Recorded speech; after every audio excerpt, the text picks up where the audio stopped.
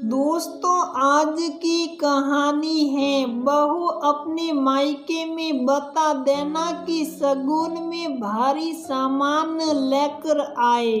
दोस्तों, कहानी शुरू करने से पहले अगर आपने हमारे चैनल को सब्सक्राइब नहीं किया है तो सब्सक्राइब कर लीजिए ताकि आपके पास पहुंचे हर नया वीडियो।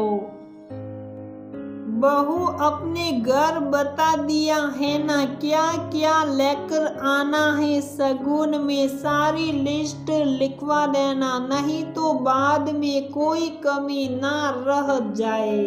जी माँ जी, आज बड़े भैया से बात कर लूंगी। पूजा ने अपनी सासू माँ की बात सुन थोड़ी परेशान सी हो गई।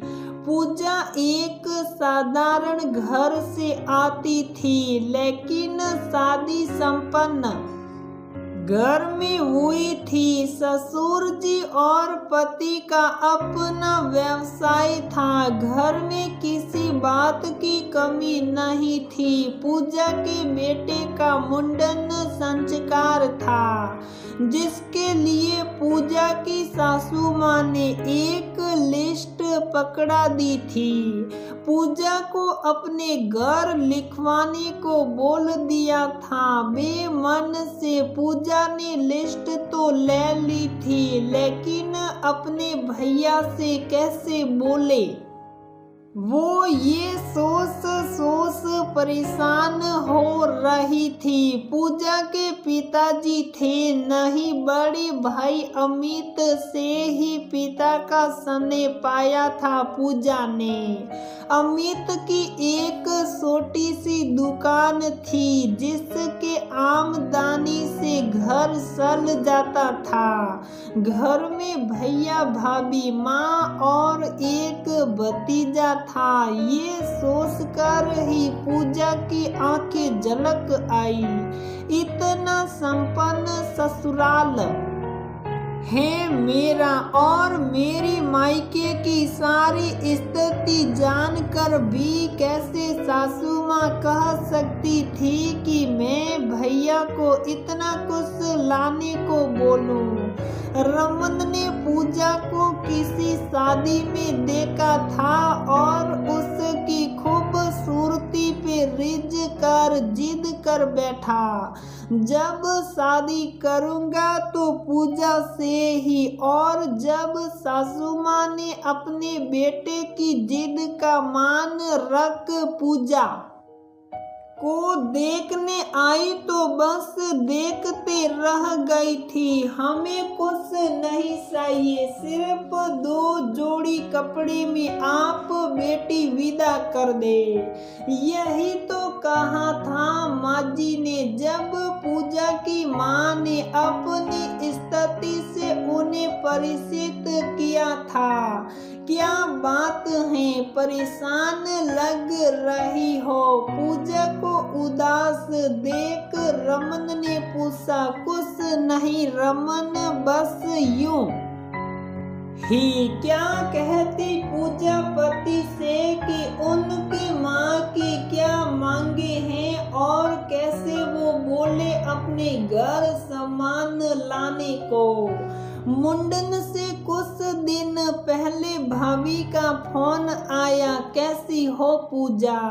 देखो, हमने अपनी तरफ से तो सबके कपड़े और 11 डब्बे मिठाई के लेकर आएंगे। कुछ और चलता हो तुम्हारे ससुराल में तो बता दो। नहीं नहीं भाभी, ये बहुत हैं, बस आप सब समय से आ जाना। भाभी से कह तो दिया था, पूजा ने बहुत है सामान।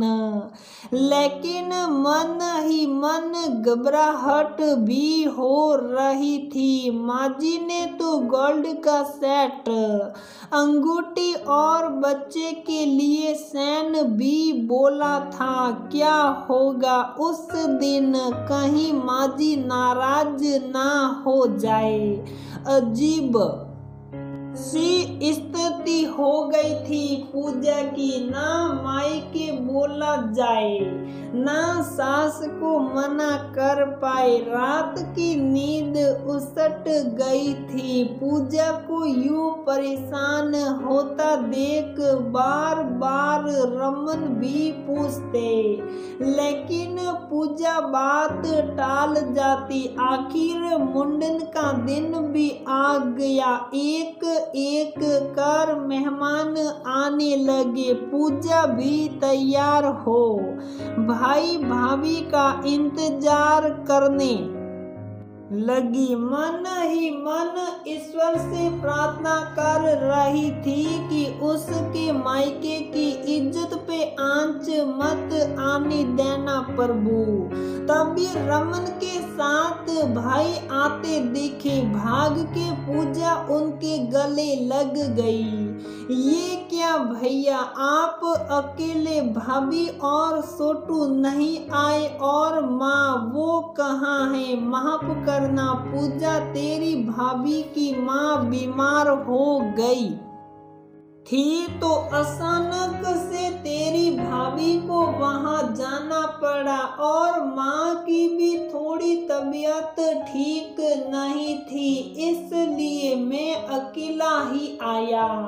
अरे पूजा, सिर्फ बातें करोगी क्या? भैया को चाय पानी तो पिला दो, तब तक मैं ये सामान कमरे में रख देता हूँ और माँ को दिखा देता हूँ। रमन ने तुरंत अपने अमित के हाथों से सामान ले अपने कमरे में रख दिया। माजी को सामान दिखाना होगा, ये सोच कर ही पूजा का दिल धक से कर गया। अपने भाई को मुन्ने के साथ हंसता खिलता देख आंखें गीली हो चली। आज बहुत मजबूर महसूस कर रही थी पूजा खुद को। ससुराल में किसी चीज की कमी नहीं थी। एक पे हाथ रखो तो दो मिल जाता था। फिर भी सासू माँ ने मेरे मायके की हालत को समझ कर भी इतना सब कुछ लाने को कह दिया। क्या एक बार भी उन्हें नहीं लगा कैसे मेरा भाई लाएगा? चेहरे पे मुस्कान और दिल में दर्द लिए पूजा ने भाई को चाय नाश्ता खिलाया। तभी रमन आ गए। चलो पूजा, माँ कमरे में बुला रही है। पूजा के पैर वहीं जम गए। आखिर वो घड़ी आ ही गई जिसका डर था। किसी तरह दिल मजबूत कर कमरे में गई। सासू माँ, बुआ, सास, नंदे और बाकी की औरतें घेरा बना पलंग के पास खड़ी चीजें देख रही थी। पूजा की नजरें सिर्फ सासू माँ के चेहरे पे थी। ये क्या, ये तो खुश लग रही हैं। इन्हें तो नाराज होना चाहिए था। अरे वाह पूजा बहू, तुम्हारे भाई ने तो बहुत बढ़िया सामान दिया है। और ये सेट देखो कितना सुंदर और भारी है, और कपड़े भी बहुत खूबसूरत हैं।